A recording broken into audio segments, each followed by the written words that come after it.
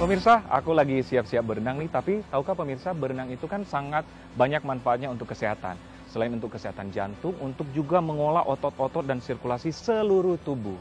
Tapi yang perlu kita perhatikan, apa sih yang perlu kita lakukan sebelum melakukan kegiatan berenang, dan apa saja manfaatnya untuk kesehatan secara menyeluruh. Simak bincang sehat saya, Dr. Ekles, bersama Dr. Sofia Hahe, spesialis kedokteran olahraga.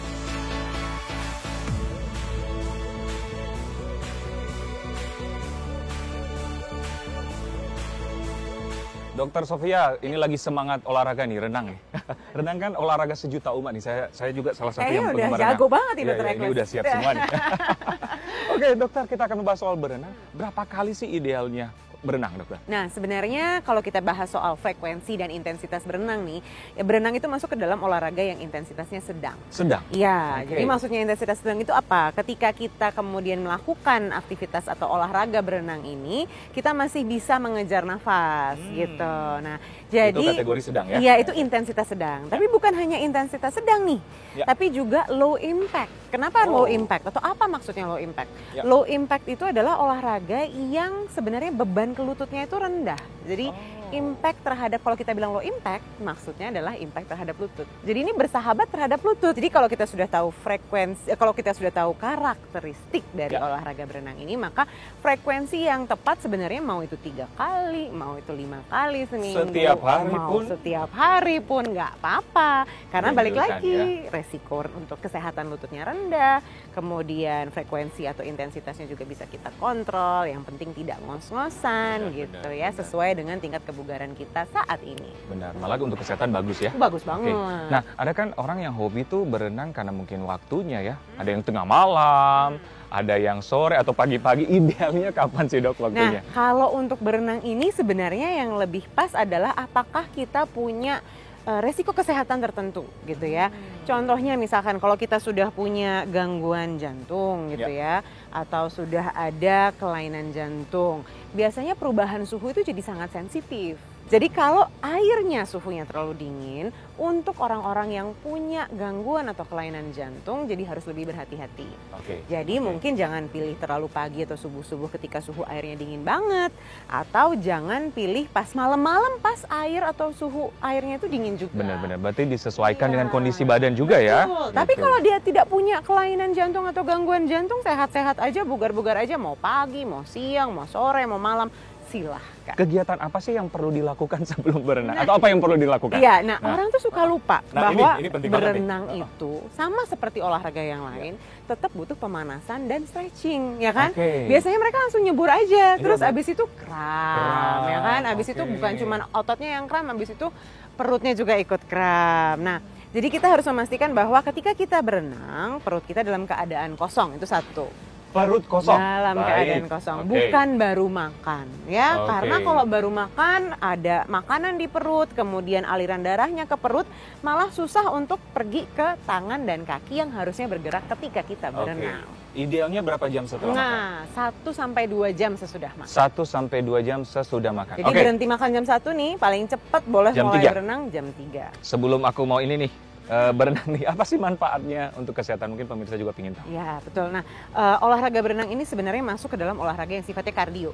Kardio olahraga kardio. Olahraga kardio atau kita sebutnya olahraga aerobik gitu. Jadi maksudnya apa? Olahraga kardio atau aerobik ini adalah olahraga yang meningkatkan denyut jantung dan melatih kesehatan jantung dan paru-paru kita dan pembuluh darah kita.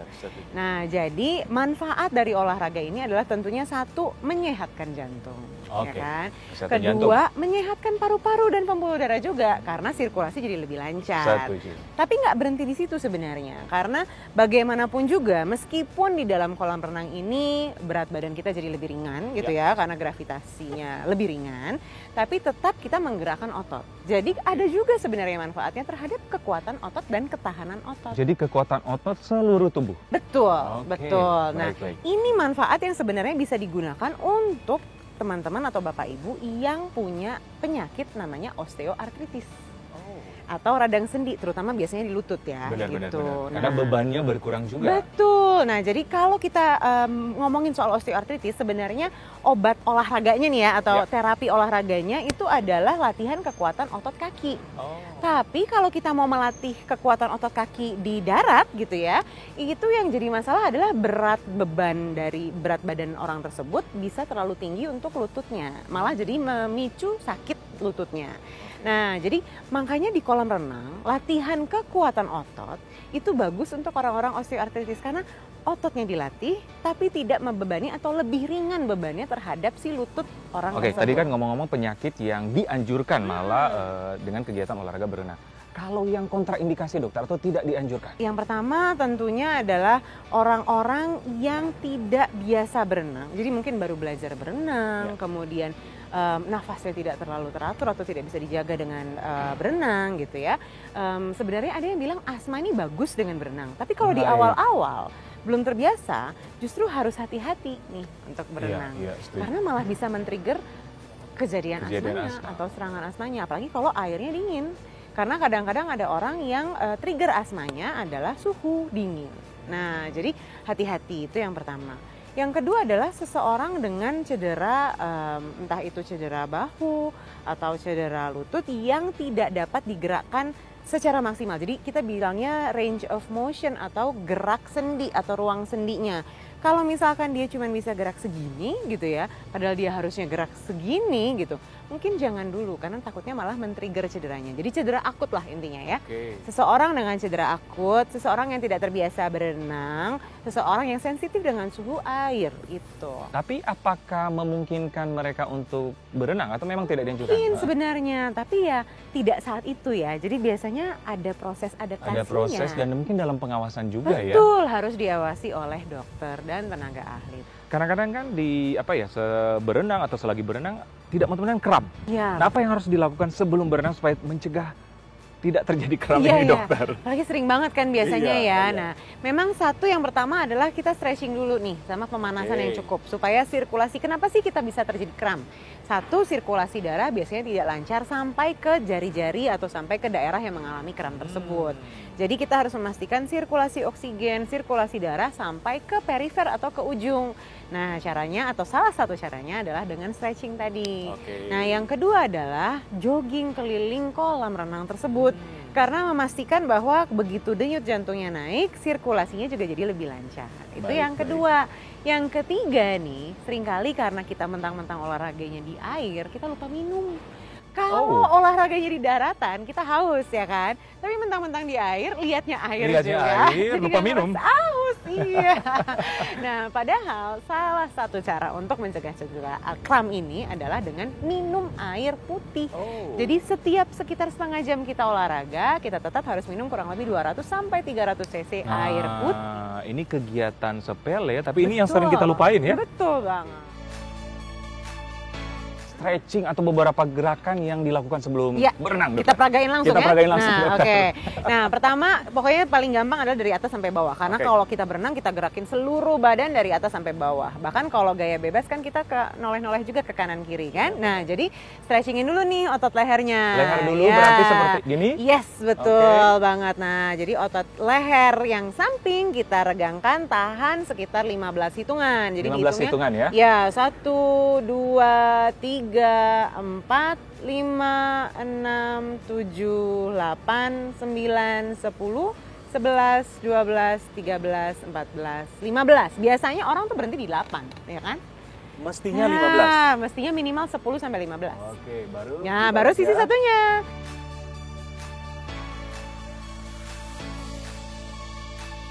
Setelah itu? Ke bawah. Unduk. Yes. Ditahan boleh sama tangan, yes, betul, supaya otot leher bagian belakang juga teregang dengan baik.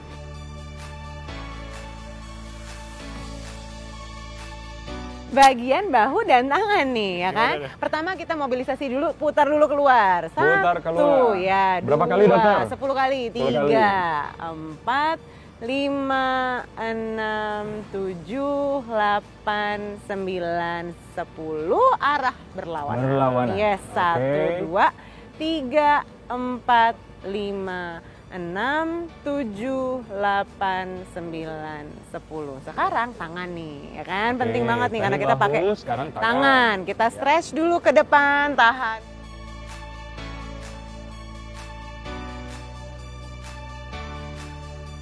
Sekarang kita stretch tricepsnya nih, jadi tarik ke sini. Nah, otot yang di sini nih. Nah.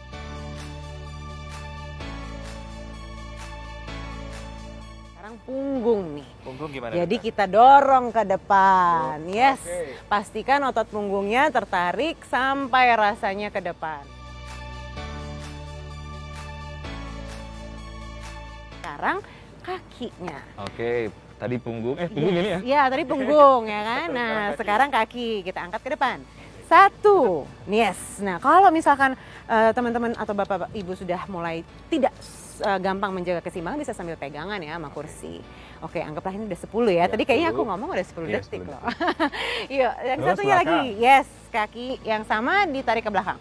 Ini untuk stretch bagian depan paha. Jadi harus terasa seperti tertarik nih otot quadricepsnya. Oke. Terus samping. Ke samping, betul. Ini untuk menarik otot paha bagian dalam. Sama, tahan juga 10 hitungan. Kemudian ganti kaki satunya. Ganti ke belakang. 1. Selesai. Bentar, siap nyebur ya.